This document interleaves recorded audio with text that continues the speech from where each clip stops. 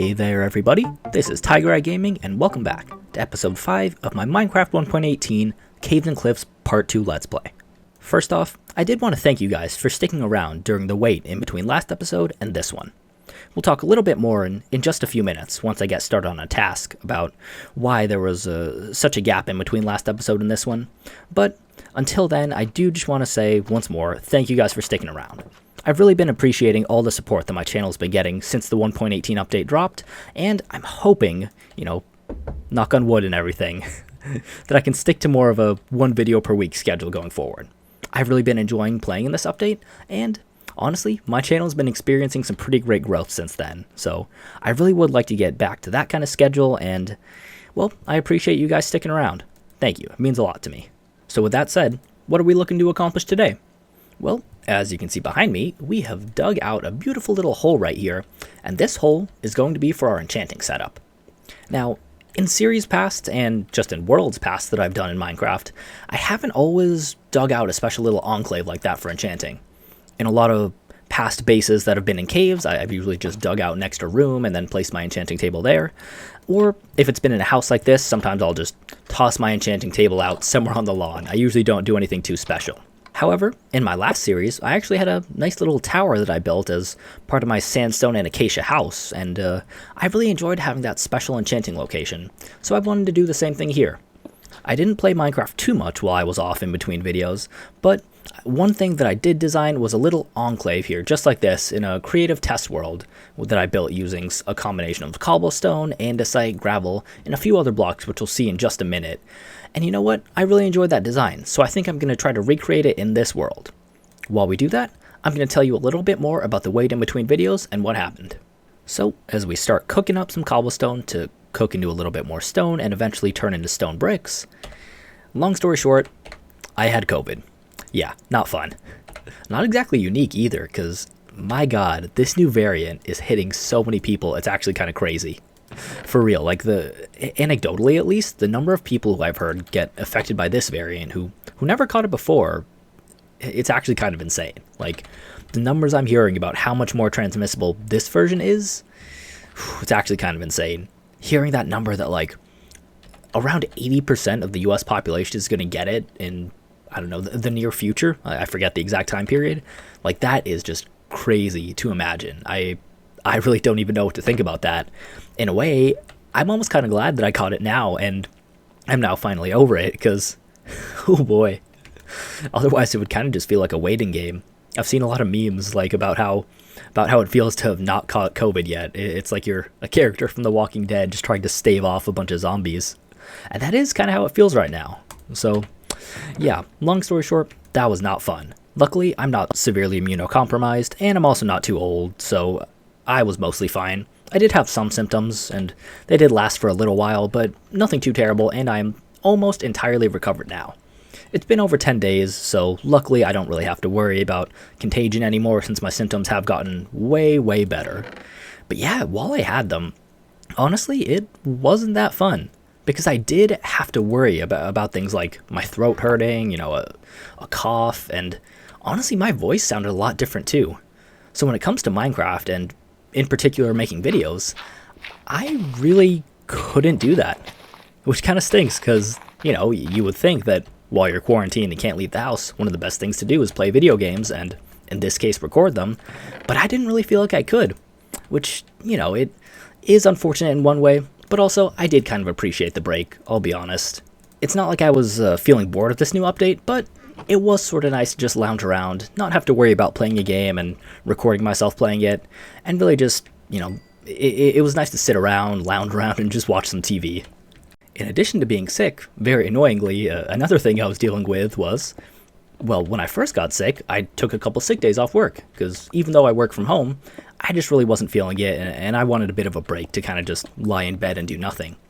However, because of that, when I went back to work on the Friday of that week, I was kind of behind. And so then I started stressing about being behind, and I felt like I had to work a little bit on the weekend and a few other extra hours to try and make up for it, which just made me feel stressed and kind of made me not want to record any Minecraft videos, even though there was progress I wanted to make. And it kind of just became not a self-fulfilling prophecy, but more of a circular type of thing, I got stressed, so I wasn't able to do the work that I needed to do, and then I was stressed about not having done the work that I needed to do, and so on and so forth. Basically, it just wasn't a very productive start to the year for me. Those first 10, 11, 12 days after the new year started were not necessarily great. But you know what? That happens, right? Especially in a worldwide pandemic, and you just gotta try and make the best of it, right? So now I am very thankful to be feeling better and be feeling ready to record again. I've been missing this world, honestly. When I was making the design for this enchanting room in that creative test world, I was kind of thinking about how it had been too long since I opened up the world and made some progress. So I am excited to be back. And as you can see right now, I'm kind of just filling in the floor with a bit of a gray palette. I'm trying something new with the tuff and the wool. I didn't try that in my creative test copy. But you know what? I'm kind of down with it so far. I'm at least down to see how it turns out. And let me... Oops, sorry, that's the wool and not the stone. I'll just go ahead and craft up some stone slabs. Because when I'm doing this, when I'm doing man-made builds, one thing about me is that I don't really like to leave stone in it. You know, even if we're using a gray palette, I don't like to leave just normal smooth stone. Because for me, that feels like it's something that should only stay there if it's like a completely natural area, you know? I don't want stone to be part of my build if it's something man-made, you know, something that I'm constructing. I don't know why. I think it's kind of just a personal preference, and I don't really know too many people who are like that. I feel like a lot of people do utilize stone in their own worlds, you know, even in man-made builds. So yeah, that's just a little personal quirk of mine, but let me know down in the comments what you think about using stone in man-made builds like this. Sorry, that ramble may have been a little bit chaotic, going pretty swiftly from COVID to decorating in Minecraft with a gray palette. But yeah, just wanted to explain a little bit where I've been for the past few weeks and why there was a bit of a delay, especially since we have so many new viewers on the channel, which, again, I'm really grateful for. And I definitely want to continue making new great content for you guys. So here's hoping that going forward we can continue doing that at a pretty rapid pace. Okay, so I just did this little base area to kind of see how it would look. Also, doing it while commenting, especially talking about something that's not related to the game, is low-key difficult. I sort of need to get back in practice for that, but I will go ahead and toss some water in these areas that can be waterlogged. Low-key, I love the way that looks. I think it's super cool. So glad they added in the waterlogging mechanic. And, oh god, I'm going to need to do a lot of running around to get those waterlogged. So, quick jump cut while I do a little bit more waterlogging. Alright guys, it's a few minutes later, we're back, and I've done a bit more work on this area that I wanted to show you guys. First off, I took out the tuff, and I believe I took out the wool here. Yes, I took out all the wool, and I just replaced it with a little bit more gravel, since I think it makes sense for the gravel to be down there, and it can't really be in these upper parts, in the roof, or in the walls. I put one piece here, and even this I might change. But yeah, I think this works better. It looked okay with the tuff and the light gray wool, but I think this just works a little bit better. I've also added in this archway, which low-key was very difficult to get exactly how I wanted. I think I'm good with how it looks, although honestly looking at this, I kind of want to take just the top off that and see if that makes a difference. Actually, I don't like that. Never mind. Let's go back. But yeah, basically it was a lot of that. A lot of tweaking, a lot of like, oh, let me change this, let me change this, let me change that. I think I'm decently happy with what we have right now. There are a few smooth stone slabs in there, but I'm cool with stone slabs being in. This, I guess, looks like a full block, so maybe I should change that. But yeah, other than that, I am pleased with how this looks. In fact, let me go ahead and grab some stone. Oh, hold on. Okay, this cat keeps on sitting down, and I really need you to stop doing that, buddy. All right, let's grab a little bit of stone brick and just toss that in right here. Perfect. Okay, I am a bigger fan of that, and I actually did go ahead and craft up 2 lanterns just because I wanted to go ahead and place them down. And where is a full block that I can place this on? Can I place it here? Perfect. Okay, I like that. I like that. And then we'll go ahead and stick another one right here on the stone brick. Perfect. Honestly, this is actually bothering me. I don't want it there now. Sorry, not to change my mind right after I made it, but let's place that right there. Okay, I like that better. A little bit more symmetry. Well, it's not symmetrical at all, really, but I just didn't want one hanging down and then one placed there. But yeah, as you can see, I have placed a couple extra little slabs just to, you know, kind of in the corner here to give it a little bit more depth. I don't know, I'm not a building expert or anything, but I'm decently happy with how this arch is looking, and I also like how this area down here is looking.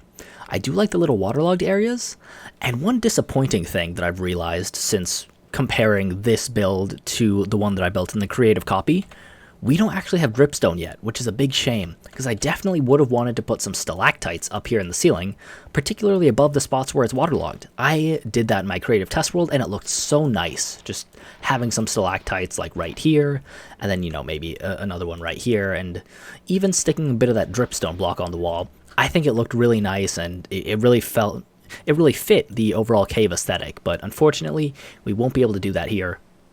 I suppose on World, we'll have to settle for rain as a decent reason why these guys could be waterlogged, at least for now. Once we do get some dripstone, I do want to go ahead and place it right above here. What's the item called again? Pointed dripstone? Yeah. But yeah, I am decently satisfied with what we got so far, and I think it's time to go ahead and expand this a little bit so we can stick our enchanting table in there.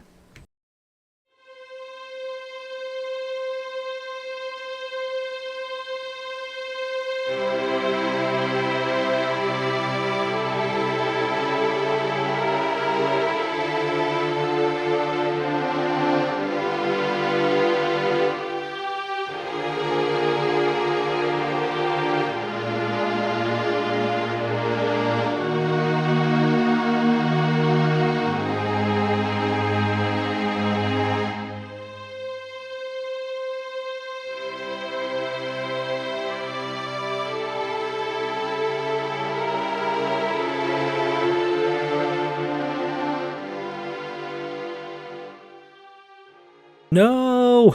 No, look at the text! I can't believe it! Oh, my poor little cat. Oh, he took an arrow for me. Oh, that's so sad. I didn't even notice the skeleton was behind me. I was just busy working, adding... Okay. You want to end up like your brother, huh? Alright, this is for the cat. This is for Frank. Oh my god.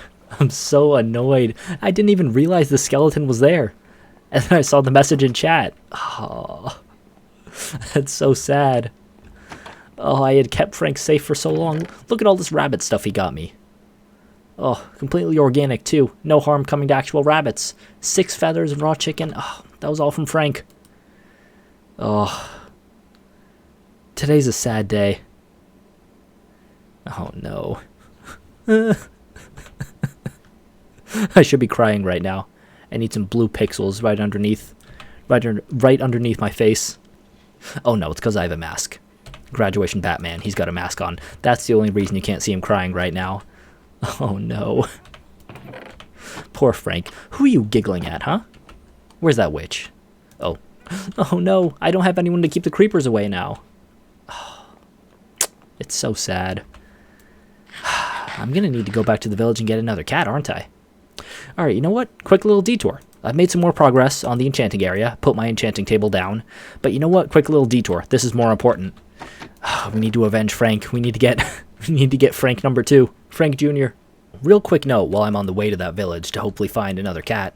Why do these guys keep getting out? It's interesting. I don't know what it is, but something about this pen just does not really keep them inside. Every time I come here, there's like, oh, come on. There's more of these guys just running around outside. Dang, I thought it was a one-shot kill if I did a crit like that. Okay, there you go. But yeah, I don't know why, but they just keep like managing to squeeze out. I guess there's just too many entities in here, and I don't know, something about this dirt, or maybe the whole carpet and fence thing lets them get out. But yeah, see, like him, he was halfway out already. I don't know, I guess there's just a lot of entities in here. But yeah, the good thing about that is that we definitely have enough leather by now to construct the full enchanting table. So as soon as our little area is done, we will have enough to make our 15 bookshelves to get level 30 enchantments. Even if we don't already have that in a chest, we definitely will be able to get it by killing some more cows, because that is one thing that I had some time to do while I was taking a break in between videos. We definitely were able to breed up those cows a lot. But yeah, quick little sidetrack aside, just, do you guys have this problem too? Where sometimes they just manage to squeeze outside of the fence? Yeah, let me know if you do. It's not really a huge deal, you know, especially since I'm kind of trying to breed them all up to kill them anyway. But it is kind of annoying, you know? I'd rather they just stayed inside. But okay, tangent over. time to go swimming in the river, get a bunch of raw fish, and hopefully get us a Frank Jr. Well, this is truly a sad day, ladies and gentlemen. I've been running around this village, and I have not been able to find another cat. So it looks like for the moment, there is not going to be a Frank Jr. And also, slightly more worryingly, I don't know if there are any villagers in general. We still have these houses, and I did go ahead and raid those chests already a little while ago when we first found the village. But I don't see the villagers, which is very worrying, especially since they are very, very prone to getting themselves killed. I don't remember, quite frankly, if I walled any of them off. I think that would have been a good decision. Okay, wait, I just saw a villager mumbles, subtext, subtitle, whatever. Are you in here? Okay, good. Honestly, where is it? Dirt? You're getting locked in here, buddy. I can't afford for you to die. Let's go ahead and do that. Okay, yeah, you stay in here. Don't die. I need you. I actually don't know how much I want to do with villagers in this series, since I did go kind of hardcore with it last time. And, oh god, I got terrified for a second. I thought that was him. Whew, my heart kind of stopped. But yeah, in my last series, I did build that nice villager trading hall, which was very efficient and really, really helped us level up quickly. But it's also a lot of work, so I don't know if it's something that I want to go back to immediately. And you know what? We might not even really have the choice, because I only see that one villager in here. So this is not ideal. This is not ideal. It's also very likely that this thing has just been loaded in pretty constantly whenever I've been in my house, which, when it comes to villagers, is not good. That's not good, because they are so easy to just lose through, you know, them being dumb and being out at night, having a zombie just come in and, you know, munch, munch, munch. Yeah. Okay, well, this has been bad news all around. Frank is gone. Doesn't look like we're getting a Frank Jr. And, wait. Did you just, what? Okay, maybe there are two villagers. Okay, maybe it's not as bad as I thought. Alright, you stay. You stay here. Okay. You're not the same guy, are you? Come on, let me get closer. Darn it. Come on, just let me click. No, okay, you're a different guy, I think, at least. Okay, well, that's good. That's good. Okay, at least we have two villagers. That's the important number to hit. We can always breed more up, so that's good.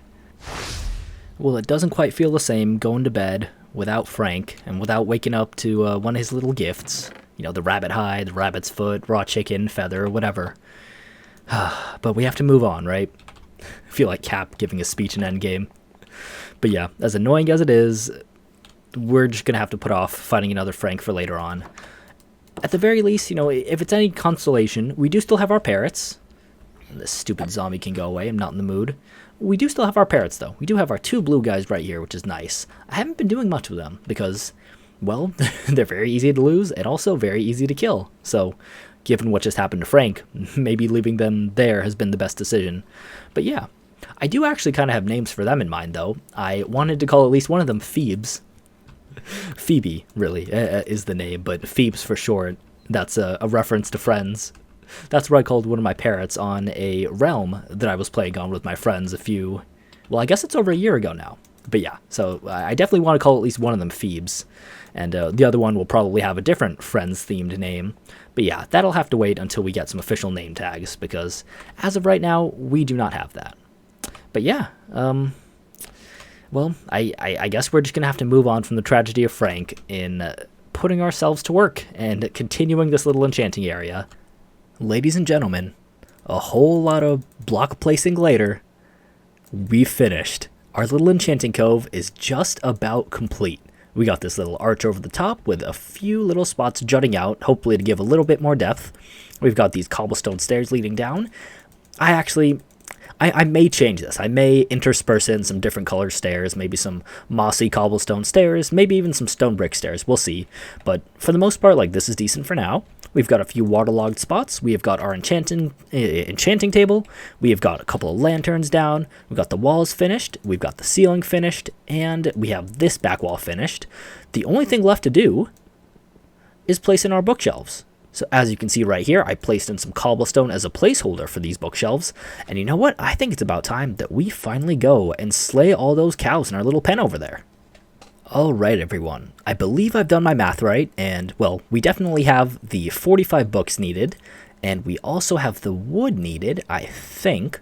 Let's see if I calculated this right. Look at that, beautiful. 15, 15, 15. And without any further ado, here we go. Boom, 15 bookshelves. Just like that, we are ready to do our first level 30 enchanting. Alright guys, it is time to place down our bookshelves. I've gone ahead and removed the placeholder cobblestone. 1, 2, 3, 4, 5, 6, 7, 8, 9, 10, 11, 12. Oh no.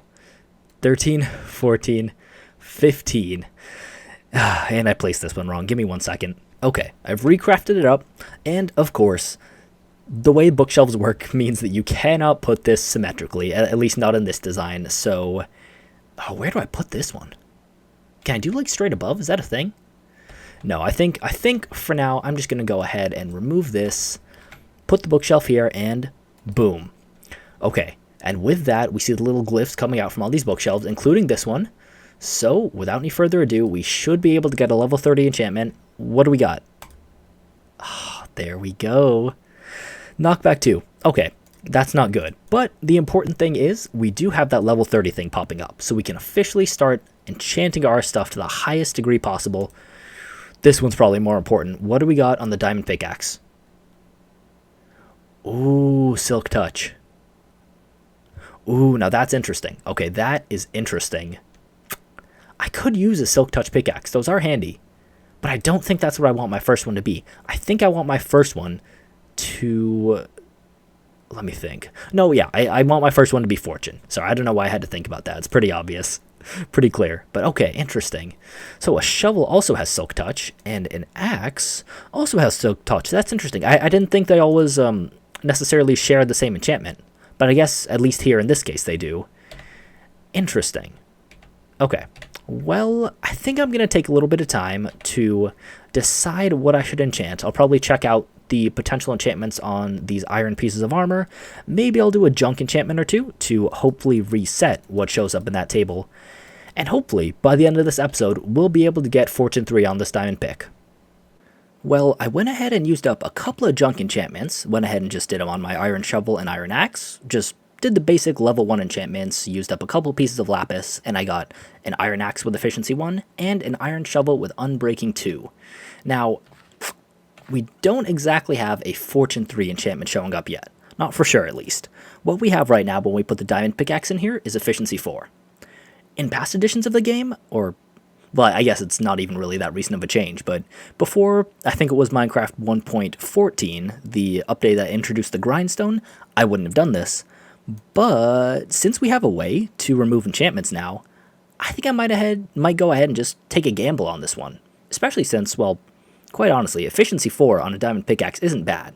Even if it's just a plain old efficiency 4 unbreaking 3 pickaxe, I'd still be happy with that. If it were just straight up efficiency 4, I'd probably trash it, but you know what? I think it's about time to take a go, since this episode has actually been going on for a little while now, and straight up I'm starting to lose my voice. It's been a while since I've been talking this much, so let's go ahead and just give it a go. Hopefully we can get Fortune on here, and if not, I'll definitely work on getting it in between episodes. Without any further ado, let's give it a go. Okay, come on. Yes! Oh, perfect. That is such good luck. We officially have our perfect diamond pickaxe. Oh, yes, I love it. That is such great luck. But alright everyone, with our diamond pickaxe looking a whole lot shinier, along with our nice little iron axe and iron shovel, I think that's actually about time to call this episode. Like I said, it has actually been going on for a surprisingly long amount of time, and my voice is starting to go, so I think this is a good place to end off. In between episodes, I may go ahead and do some mining, especially with this nice little fortune pickaxe. I probably will try not to go too far down, or you know what, maybe I'll even take some clips just to insert at the beginning of next episode, because if I do get some more diamonds on camera, I do want to show you, and, well, quite honestly, the prospect of mining now that we have this Fortune 3 pickaxe is super, super interesting to me. I know a lot of people have talked about how it's actually more important than ever now to get a fortune pickaxe pretty early on, since it now applies to iron and gold as well. So I'm really happy that we've got that, and I'm really excited about where this series can go in the future. But yeah, with that in mind, Thank you all very much for watching. If you've enjoyed this video and you've been enjoying this series, please do consider liking, sharing, and subscribing. It really helps this channel out, and we are getting so close to 1,000 subscribers. It's kind of crazy. I never thought I'd be able to say that, but it is a super exciting prospect. We have actually just recently surpassed 4,000 watch hours, which, for those of you who don't know, is half of the battle for getting AdSense on your videos. Now, all we have to do is reach 1,000 subscribers, and I'll actually be able to make a little bit of money from this. It won't be anything substantial, at least not at first, I'm assuming. But that still is a very cool milestone that I'm looking forward to reaching. So, long story short, if you've enjoyed this video and you're not already subscribed, please do click the subscribe button. And if you are, tell a friend, tell a parent, tell a sibling, tell a dog, cat, lamp, whatever. Whoever you want, go ahead and please do subscribe. But yeah, once more, with that all said, thank you all very much for watching, and I will see you in the next episode soon.